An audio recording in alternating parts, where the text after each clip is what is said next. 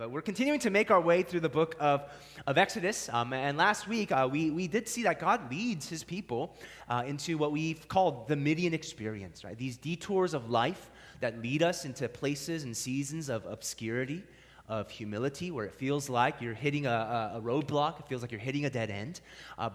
These experiences are the very means by which God teaches us to carry out his work in his way. It's a way that God breaks us in order to remake us so that we can faithfully carry out his call on our lives. And we saw this important Midian experience that Moses himself is led into as he flees from Egypt and enters into the wilderness. And so that's a very important experience that all of us will probably face multiple times in our lives. But on top of that important kind of reasoning for a Midian experience, even more importantly than that, God leads his people into the Midian experience, not just so that they can be prepared to carry out his work in his way, but so that they can also encounter him. God meets us in the Midian experience in very unique, special, and powerful ways. And we see that taking place here in our passage in Exodus chapter 3. See, by this point in time, Moses has been in the wilderness for quite some time now, roughly about 40 years or so. And as he's been living in Midian, one day he has an encounter with the living God. And as we kind of make our way through this passage, we want to ask this question: who is God?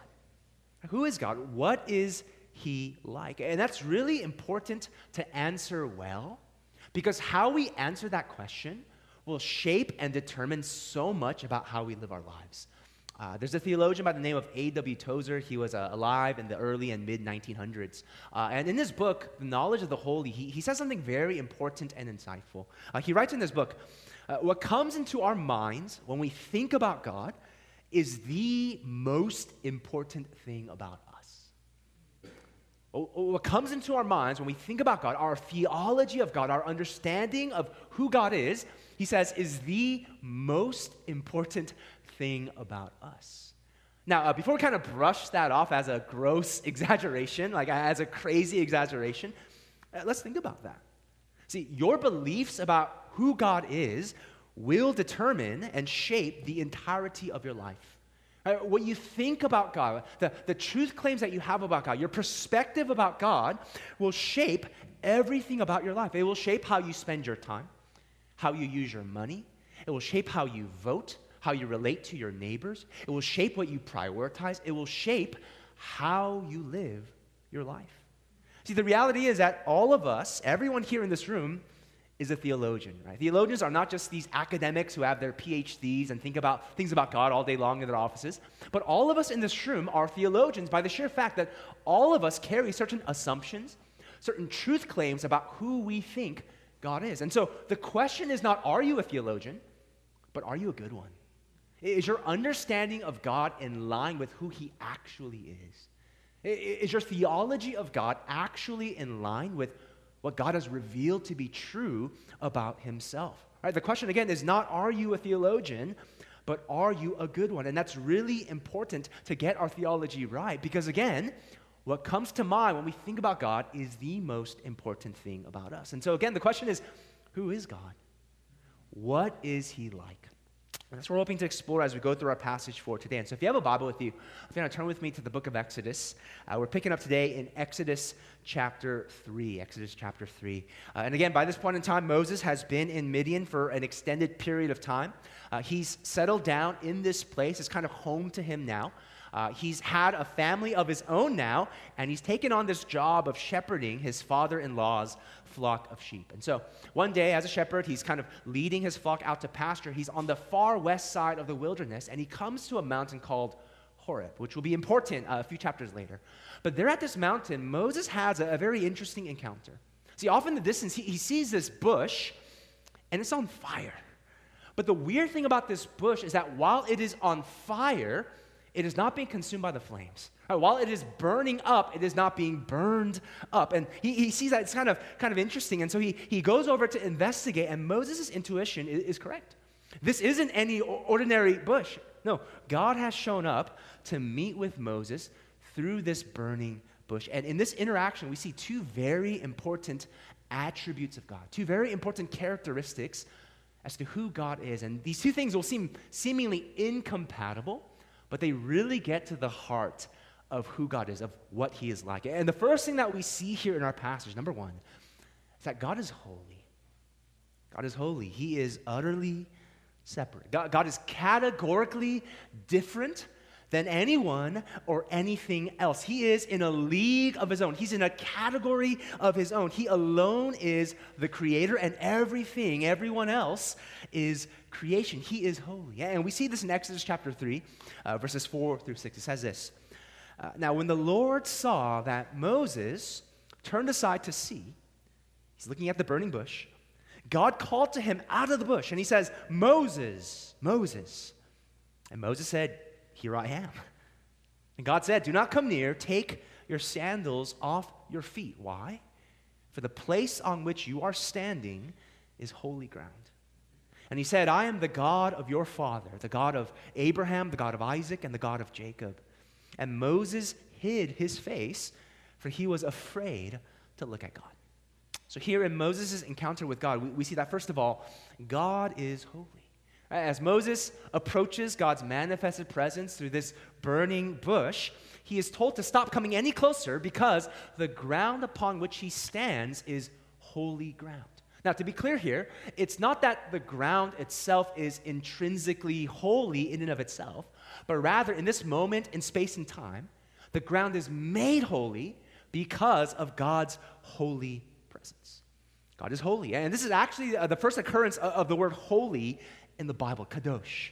And this word holy carries this idea of being set apart, being consecrated, being sacred.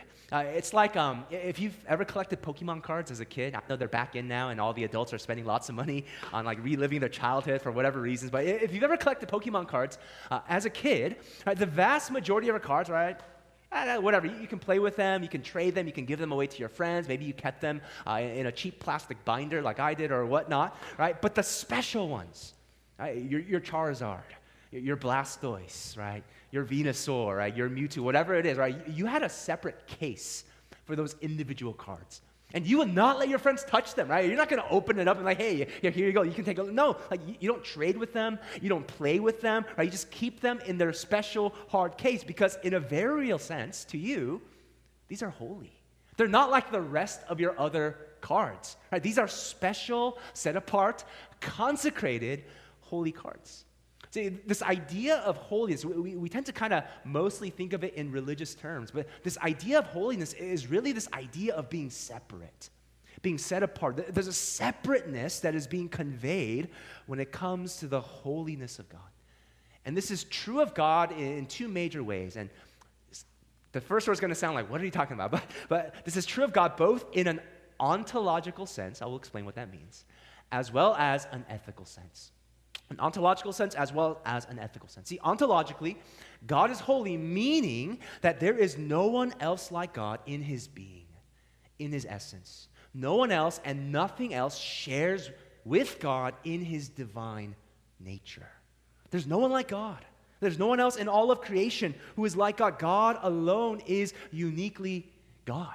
Again, from A.W. Tozer, he writes, we cannot grasp the true meaning of the divine holiness by thinking of someone or something very pure and then raising the concept to the highest degree we are capable of.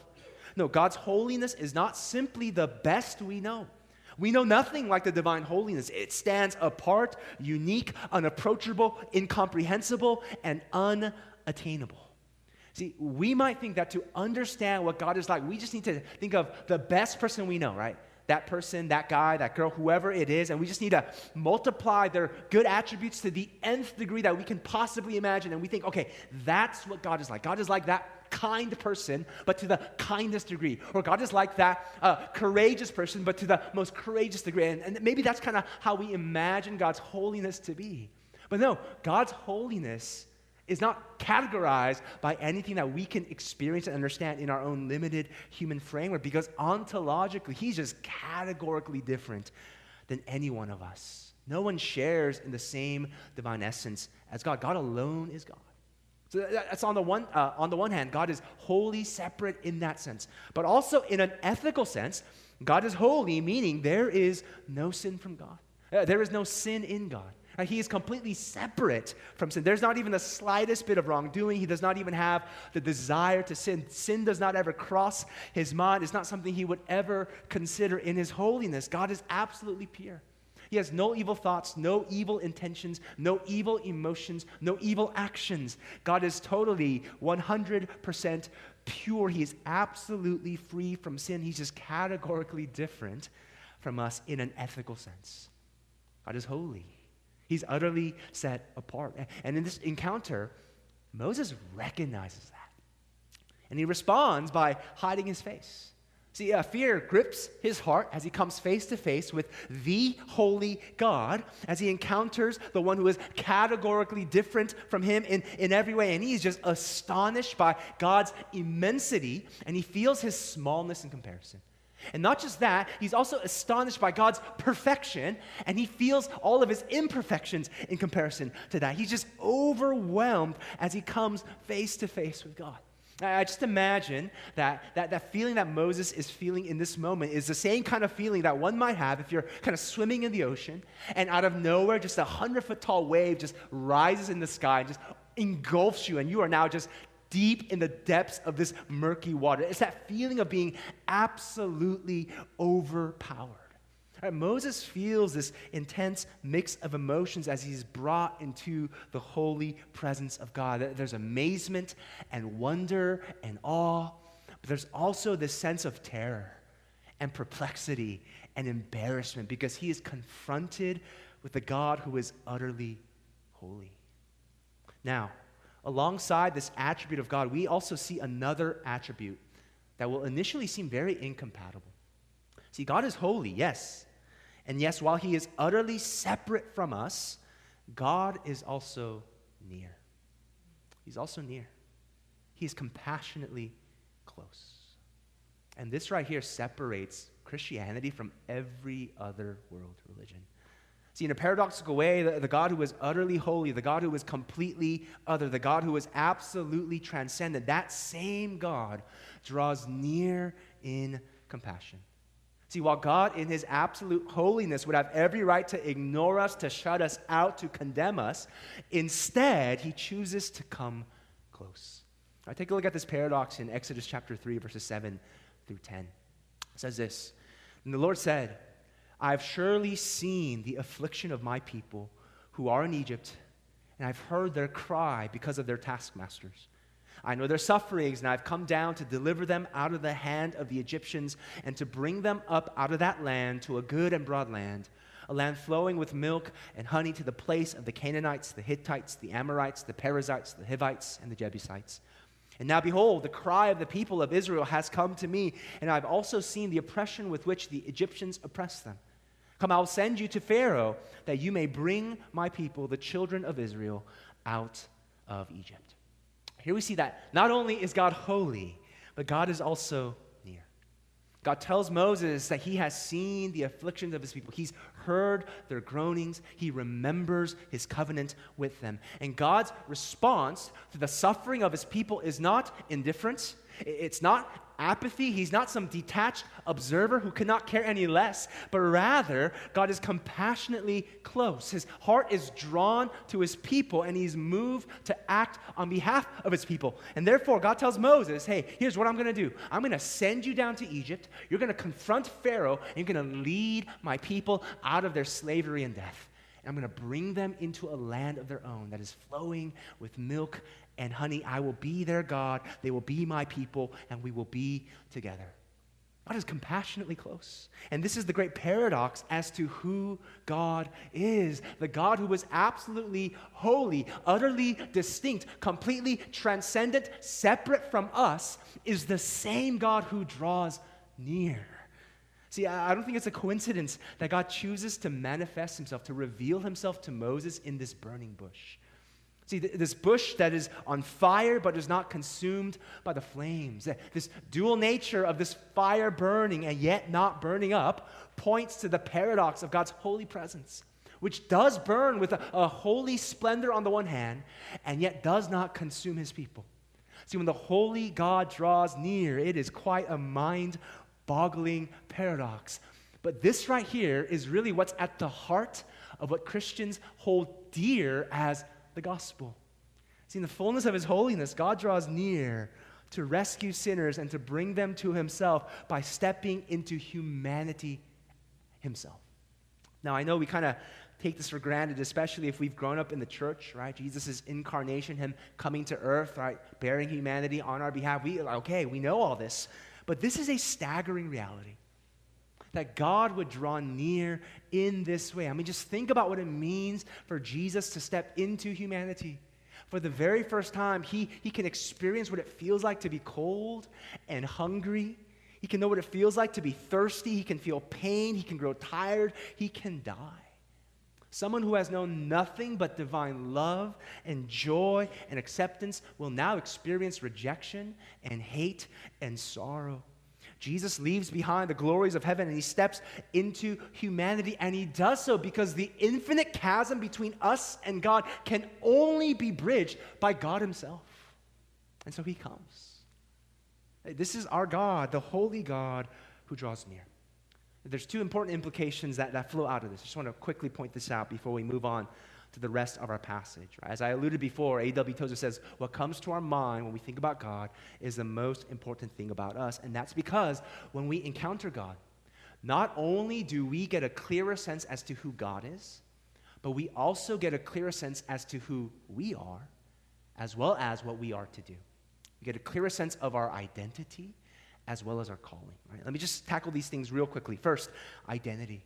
Knowing God helps us to know who we are. See, when we encounter God, we get a clearer sense of our own identity, and we see this with Moses.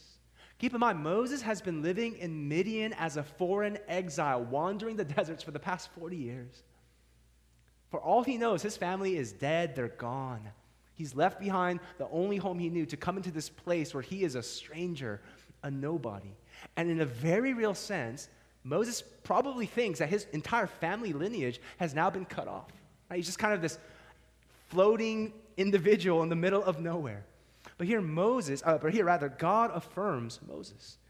In verse 6, God clarifies for Moses who he is, and he tells him, I am the God of your father, God of Abraham, Isaac, and Jacob. Now, the reason why that's interesting to me is because very often when God chooses to reveal himself to his people, he often says, I am the God of your fathers, plural, generic. Right? You belong to this big group. I'm the God of your fathers, plural.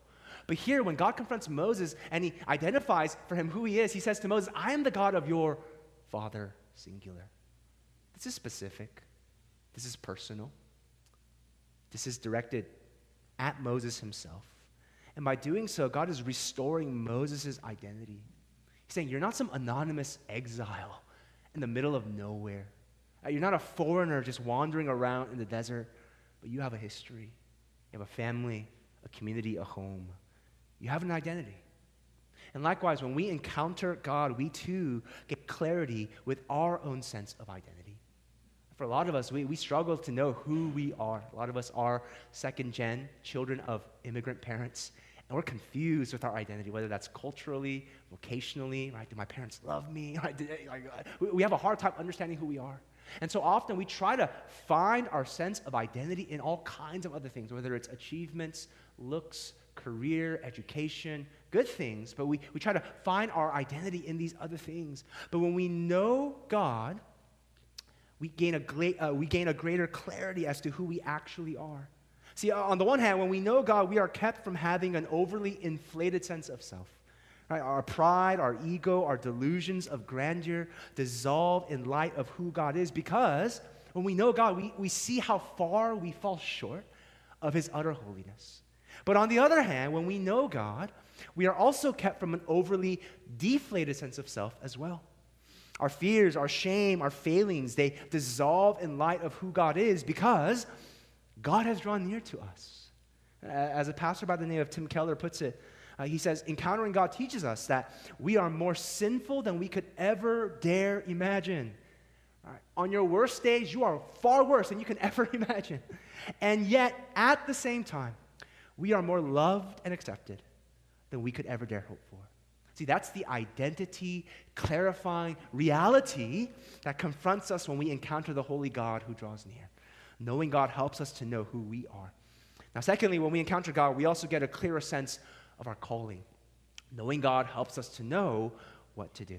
Right? Knowing God grants us clarity with direction and vision for life. And again, we see this with Moses. As Moses encounters God, his calling is made clear. We read in verse 10 that God tells Moses he's going to go down to Egypt and confront Pharaoh and rescue the Israelites out of slavery. Now, this might have been quite the astonishing thing to hear, because having been in Midian for 40 years, Moses might have thought, okay, are all of God's plans and hopes and dreams for me, are they all over? Right? Is God done with me? Right? Am I done with any of these things?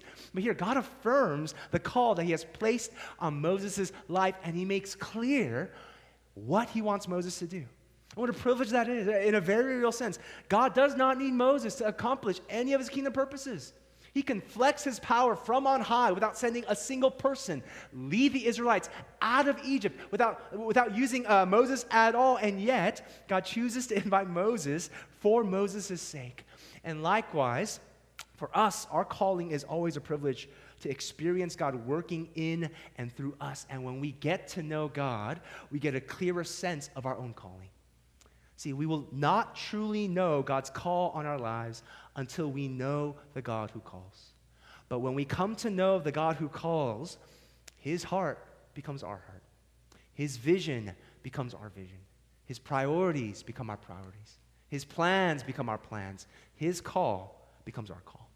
Knowing God helps us to know what we are to do with our lives. All right, so we've seen so far that God is the holy God who draws near, and in quite the surprising paradox, the God who is utterly separate from us is the same God who draws compassionately close to us. And as Moses encounters this God at the burning bush, he gains clarity with his identity as well as with his calling. Now, you might think that after 40 years of silence in the wilderness, Moses would be excited, right, joyful, enthusiastic for what's in store for him, right? He knows what God has called him to do.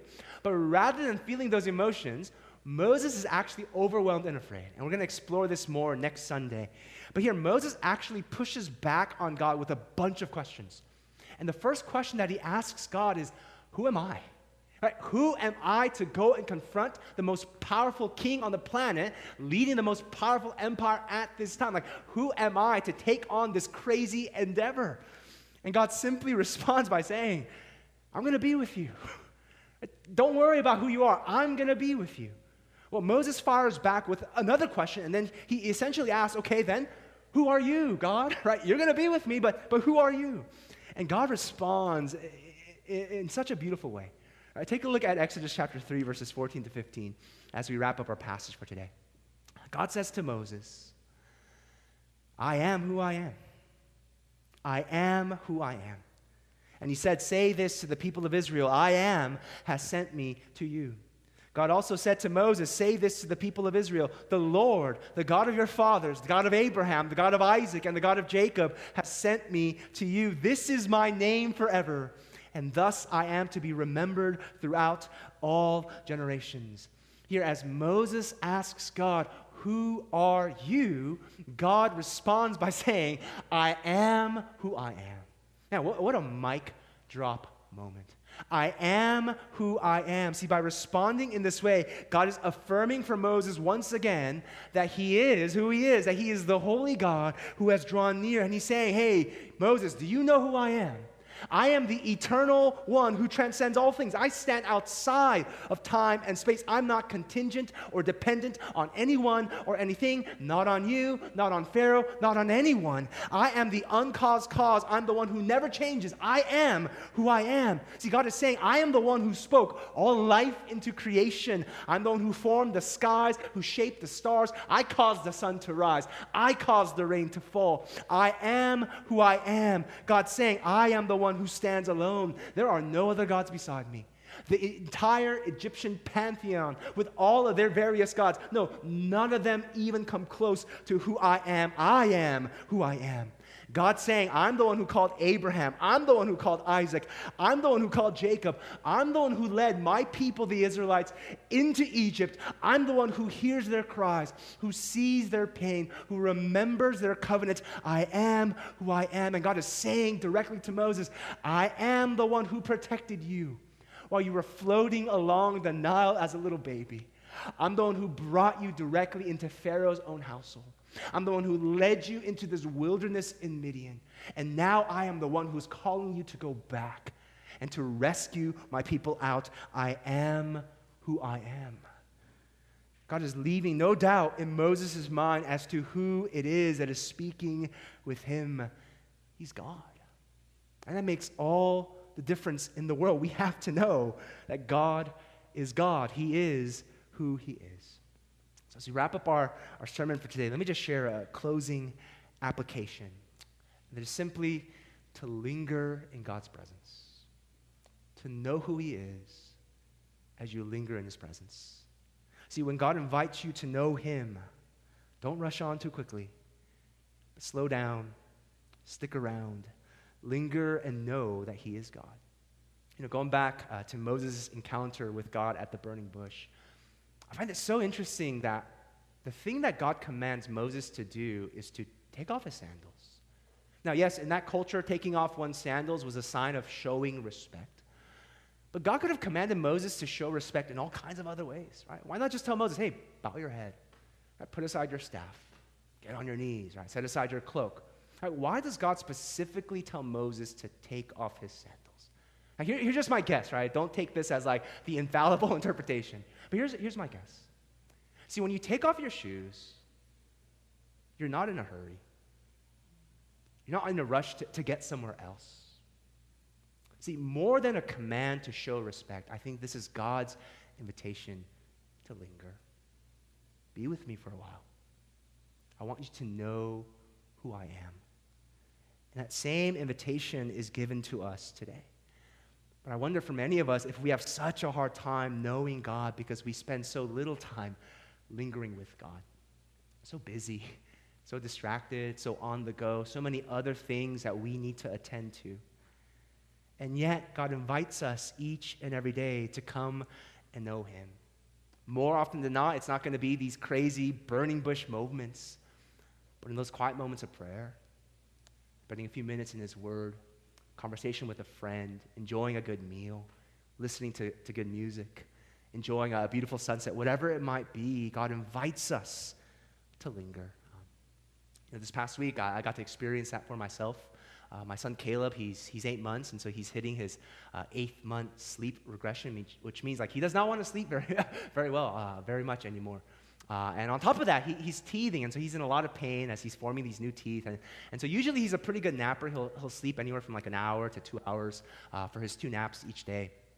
But one of these days this past week, like he would just not go down. Like he would sleep for like 15, 20 minutes and he'd wake up crying like, oh my gosh, please. And you have to understand, like as a parent, like naps are so crucial. It's like, oh my gosh, this is my golden hour to just have time to myself, right? To get some work done, right? To not lose my mind, like hearing all these like crazy crying like all the time, right? Like naps are so precious. And yet here's my son crying like 20 minutes into that, like, please, Caleb, like just go back to sleep, right? And you kind of wait, like maybe he'll go back to sleep. Of course he doesn't, right? And so finally, after like a few minutes, I go into the room and I'm just holding him and he's crying and eventually he settles down.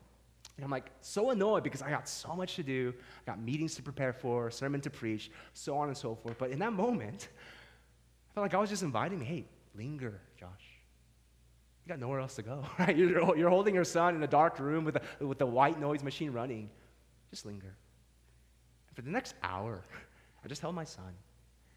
And it was such a precious moment of fellowship with God. Just praying, singing praise songs to myself, being reminded of the truth of his presence. And I needed that because I'm so prone to not linger, but to rush on quickly. And yet God invites us to stay for a while, to hear his voice, to remember his character, to rest in his presence. And so would you do that? Would you linger in God's presence and be in awe of the holy God who has drawn near? Take off your sandals and behold God for who he is. So Family Chapel, may we do just that. As God has revealed himself to us as the holy God who has drawn near, may we know him for who he is. And as we get to know him, may we also gain a better sense of our own identity and our own calling. May we simply receive his invitation to linger in his presence. You can bow your heads with me at this time. We'll spend some time in prayer and reflection as we respond to God's word together. Just just want to invite you to take a moment to just rest and enjoy in God's presence. Maybe this is the first time all week, in the midst of the busyness and the hecticness, in the midst of a dozen different responsibilities, we've just taken the time to just sit, to be still, and to know that He is God.